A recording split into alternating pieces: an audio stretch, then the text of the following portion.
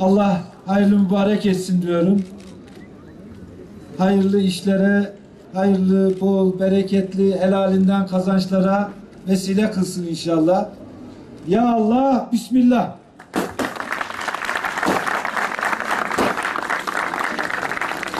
Evet, değerli bakanımız ve Sayın Bakanım, çok değerli misafirler.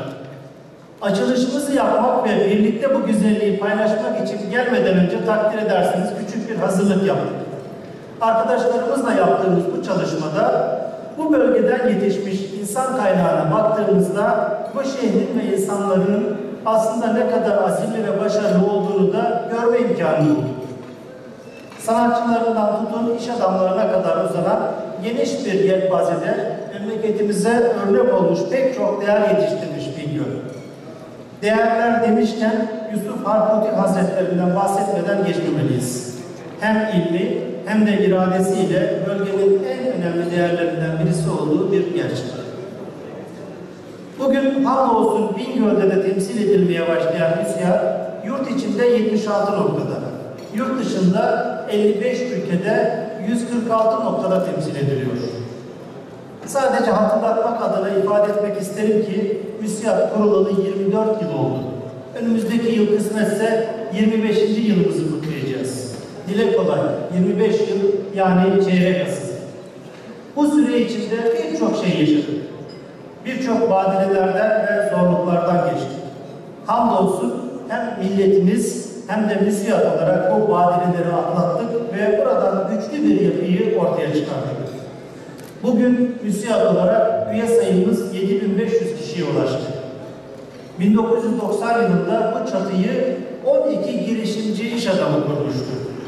Hem o kuruluşu yapanlara hem de kurumumuzun bugünlere gelmesinde gönlünü ve emeğini ortaya koyanlara teşekkür ediyorum. Müsiyat, ülkemizin ve milletimizin kalkınması ve büyümesi için var ve gücünü de sizlerden, Müsiyat'ın çok değerli üyelerinden alıyor.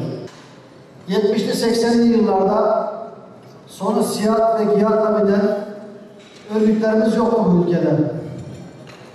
Çünkü özel sektörümüz bir avuç insanın elindeydi. Çok şükür ki 80'li yıllardan sonra ülkemizde meydana gelen gelişme, dünyadaki gelişmeleri iyi okuyan iş adamlarımız, dünyanın dört bir tarafına bugün ihracat yapan, iş bağlayan, iş üreten, orada üretim yapan, insanları çalıştıran iş adamlarımız sayesinde hem dünyadaki yerimizi sağlamlaştırdık ekonomik olarak hem de ülkemizin kalkınmasına büyük hizmetler yaptık. Ve böylece de iş adamlarımızın örgütlenmesiyle ülkemizde çok sayıda iş adamları örgütü oluştu. Gelişmiş toplumların bir özelliğidir örgütlü toplum olmak, örgütlenmek, örgütün içerisinde sorunları aşmak, yeni fikirler üretmek, yeni çabalar geliştirmek kalkınmış toplumların bir göstergesiydi. Çok şükür ki bizim toplumumuzda bu seviyelere geldi. Müsiyatımızda bu kuruluşlarımızın en kıdemlilerinden Soma'da yaşadığımız elim hadiseden dolayı bir kez daha Allah'tan rahmet diliyorum. Aileler başta olmak üzere bütün milletimizin başı sağ olsun diyorum. Soma'da yaşadığımız hadiseden hepimizin, kamunun, özel sektörün, akademik dünyanın, sendikaların, herkesin dersler çıkarması lazım. Türkiye ekonomisi çok şükür yoluna büyüyerek devam ediyor. Birçok ülkenin %1'leri çok büyük başarı gördüğü, %1 büyümeleri çok başarılı gördüğü bir ortamda, küresel krizin etkilerinin halen devam ettiği bir ortamda son 4 yılda ortalama büyümemiz %6 civarında gerçekleşti. Yani 2010-2013 4 yıllık dönemde ortalama büyümemiz %6 civarında gerçekleşti. Geçen yıl daha düşük bir beklenti olmasına karşılık %4 büyümeyle 2013'ü de kapattık çok şükür. Bu yılın ilk çeyreğinde de az önce başkanımızın belirttiği gibi ölçü göstergelerimiz yine son derece olumlu. Henüz ilk çeyreğin büyümesini tabii hesap edebilmiş değiliz. Yılın ortalarında bunu göreceğiz.